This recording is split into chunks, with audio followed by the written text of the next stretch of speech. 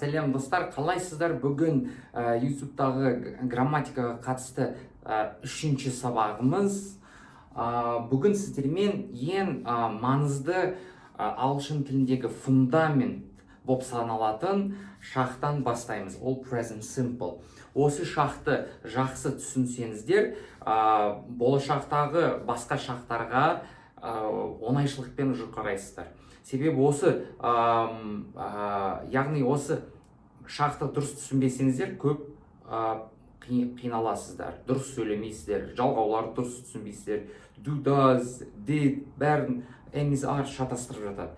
Сол үшін егер де present simple'дың фундаменті өте мықты болса, сіздердің ағылшын тілдеріңіз кепіл берем, өте мықты болады.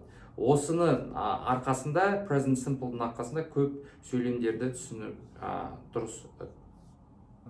Ең бірінші қалайық, present simple деген қазіргі, осы шақ деген білдіреді, қазіргі уақыт, және simple деген простой деген сөз не үшін олай айтылған? Себебі сөйлемдердің структурасы, достар, өте простой.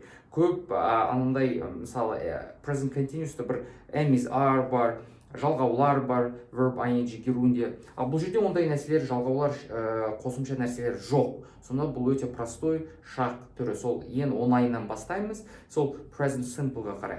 Present simple'ды біз, достар, үш жағдайда қолданамыз. Біріншісі әдеттер. Әдеттер. Мысалы, сіз күнделікте бір тісіңізді жуасыз, сол I brush my teeth. Осын сіз әрекетті күн сайын жасайсыз, бұл іс әрекет болып саналады, күнделікте қайталанатын әдет. Сол үшін біз әдеттерге present simple'ды қолданамыз. Екінші жағдай ол пікір. Мысалы, I like bananas. Маған банан ұнайды. Басқа кісі айтады, I don't like bananas дейді, оған ұнамайды. Сонда екеуміздің де осы сөйлеміміз I like bananas деген осы сөйлемнің структурасы, достар, present simple болады, осы болады. Екіншісі пікір. Үшіншісі шығандай? Үшіншісі факты. Факт. Мысалы, қараңыздар. Алматы is in Kazakhstan. Алматы ол Қазақстанда. Бұл факт па? Факт. Brazil is in South America. Бразил ол оңтүстік Америкада. Факт па? Факт. Сонда бұл жерде де бұл сөйлемнің структурасы Алматы is осы present simpleға жатады.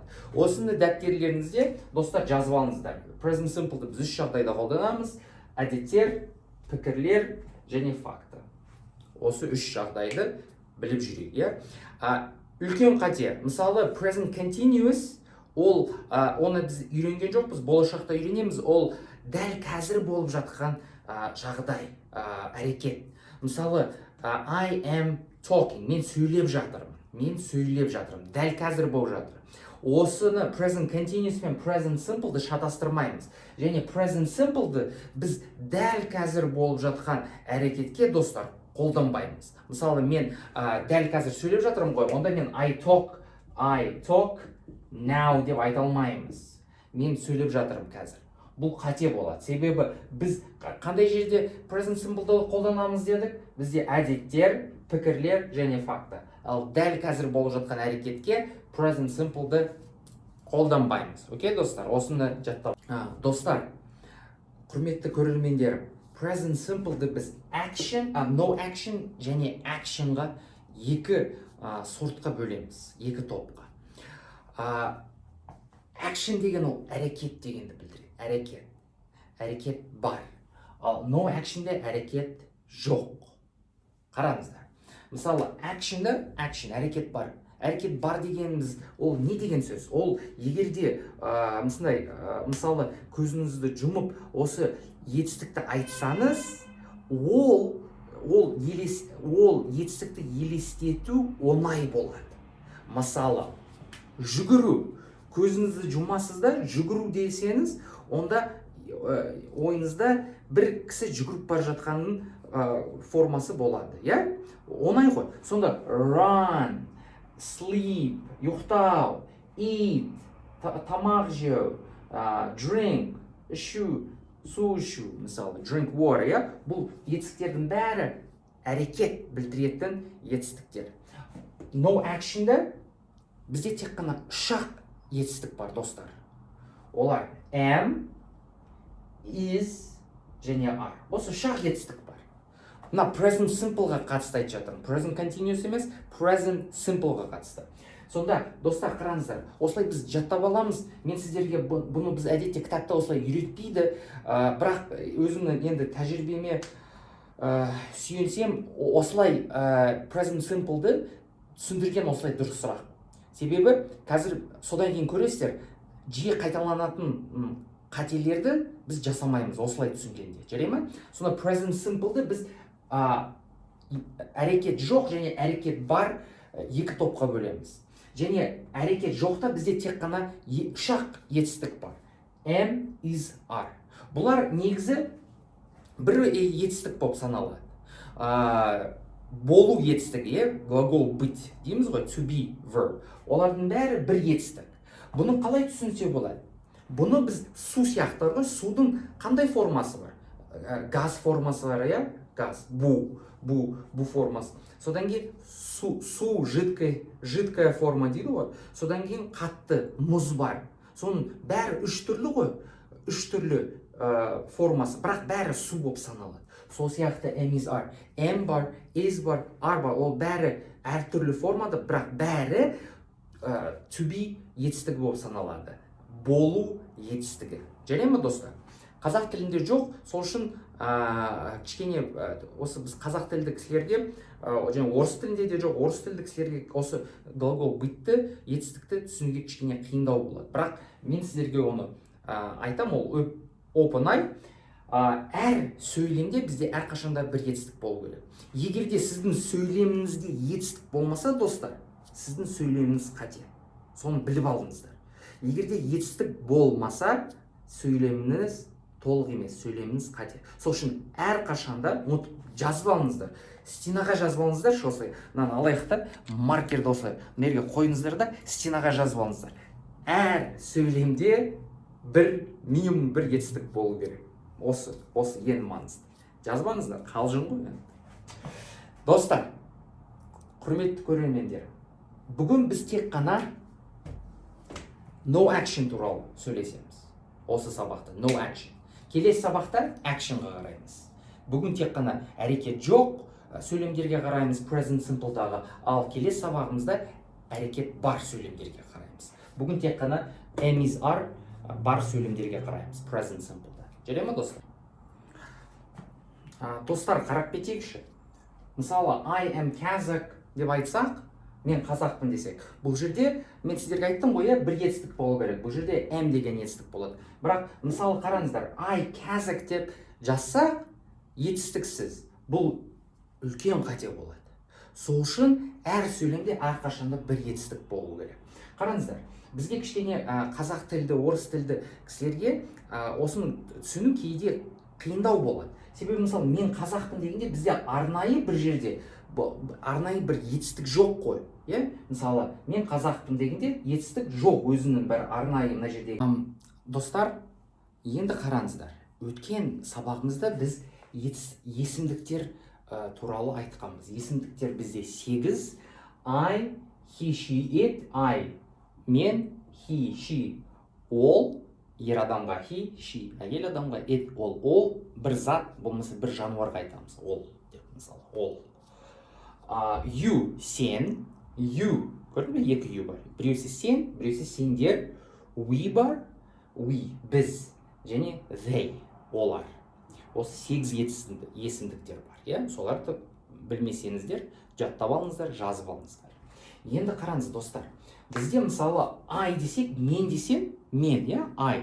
Оны біз, мысалы, I, ол тек қана сөз болып тұр. Бірақ енді оны біз present simple'да сөйлемде қолданғымыз келсек, сөйлемде present simple'да I am деп айтуымыз керекпіз. Мысалы, мен мұғаліммін. I teacher деп айта алмаймын. Ал сөйлем болып тұрған соң, I-ды қолдану үшін міндетті түрде am етістігі келеді. Екеулер бірге келеді. сөйлемдерде. Жалғыз өзі келе алмайды сөйлемде. Міндетті түрде present simple'да міндетті түрде мына напарнигі болу керек. Мынау Джеки Чан болса, бұл Крис Такер болады. Иә? Бұл ана Мел Гибсон болса, бұл ана қасындағы қаран партнері болады. Сол сияқты ғой, достар. Ет болса, қымыз болу керек. Міне сіздерге қазақша мысал. Сол сияқты I am деген мен дегенді білдіреді. Сонда бұл сөйлемде қолданыламыз, иә, сөйлем жасай аламыз. Сонда I am a teacher, мен мұғалім, ол дұрыс, және I teacher десек, I teacher ол қате болады, иә, достар. Енді қараңыздар, I әрқашанда am-мен келеді. Сонда I етістігі am-ді жақсы көреді. He, she, it етістіктері is-ді жақсы көреді. Не деген махаббат айтсаңыздар. Енді қараңыздар, бұны жақсы жаттап алу үшін ұмытпаймыз. Маркерді алайын. Міне. Енді қараңыздар, достар, he, she, it осыны жаттап алыңыздаршы. Доллар десе өледі.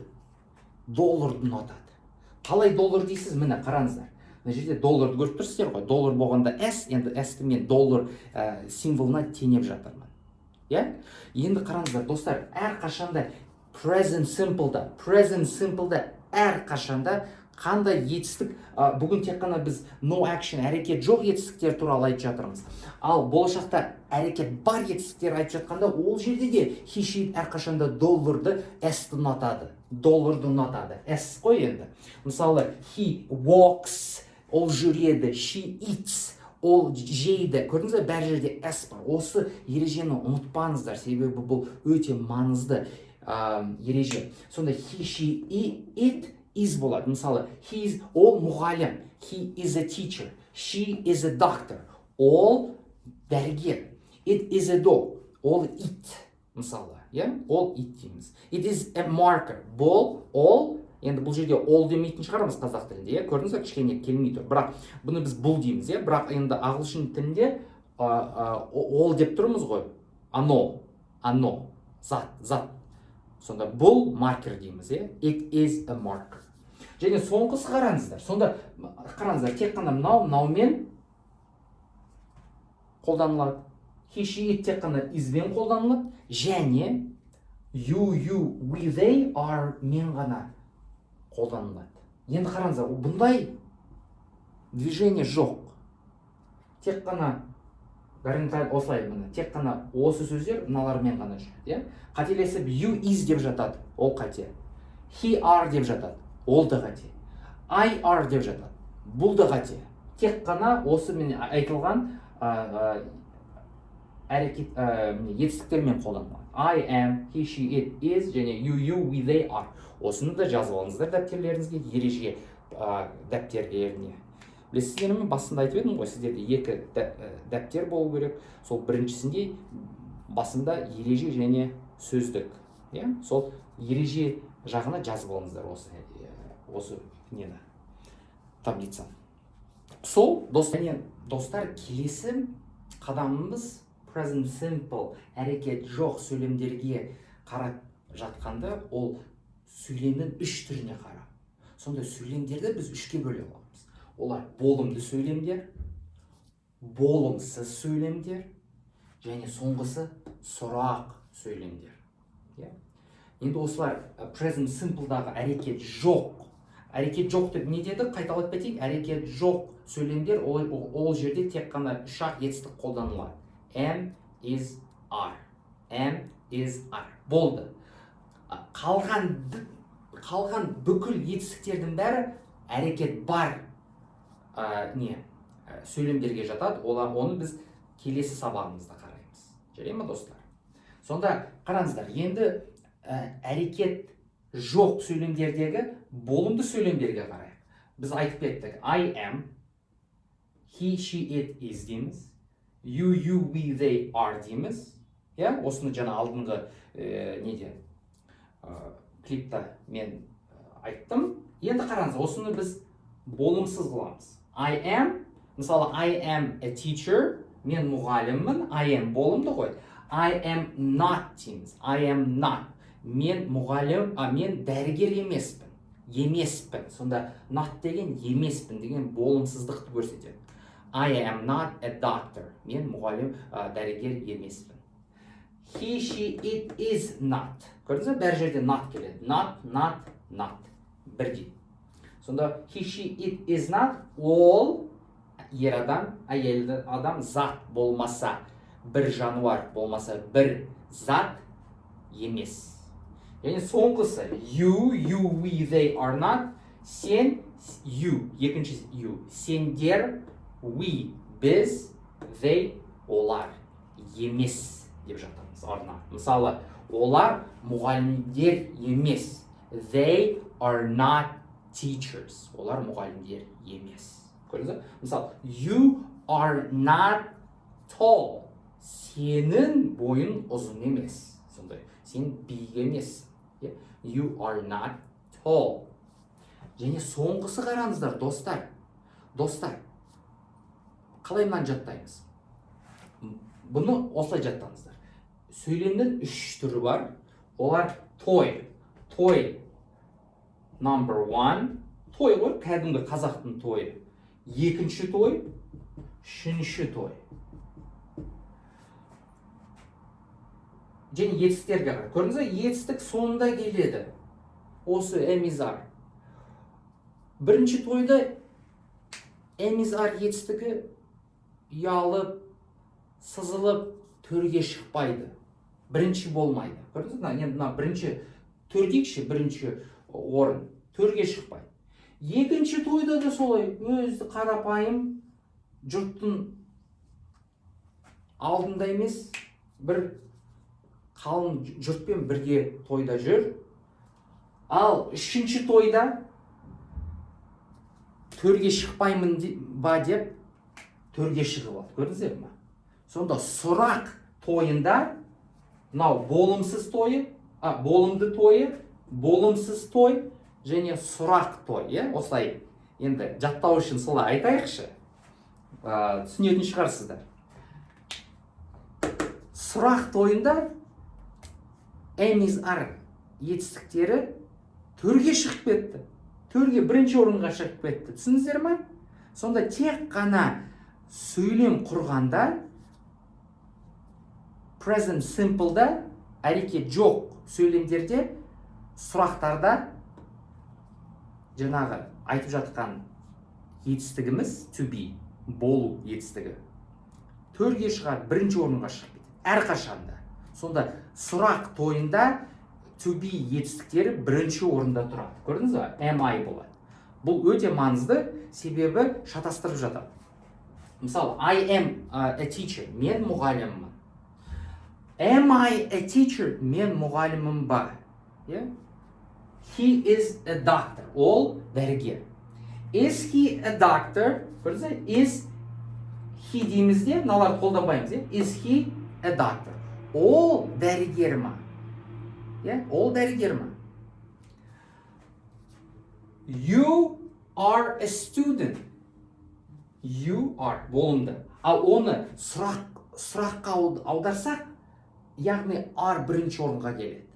So, are you a student? Сен студентсің ба? Деп сұрап жатырмыз. Және қараңыздар, достар, өте маңызды.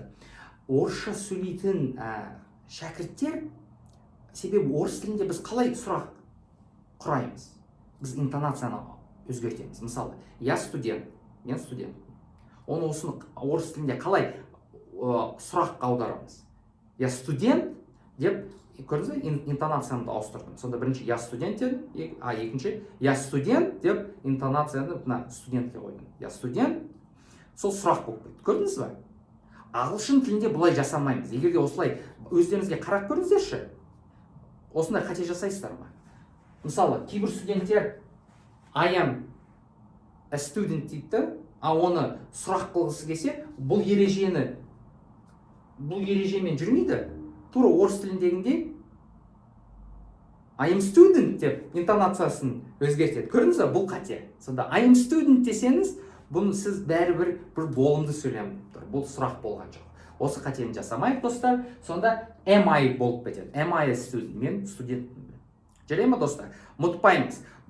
Present simple'да әрекет жоқ, сөйлемдерде болымды және болымсыз тойларда сөйлемдерде м төрде отырмайды, м бірінші орында отырмайды. Бірақ сұрақ тойында, сұрақ сөйлемдерінде am is are бірінші орында тұрады, төрде отырады. Осыны ұмытпаймыз, достар. Жарай ма?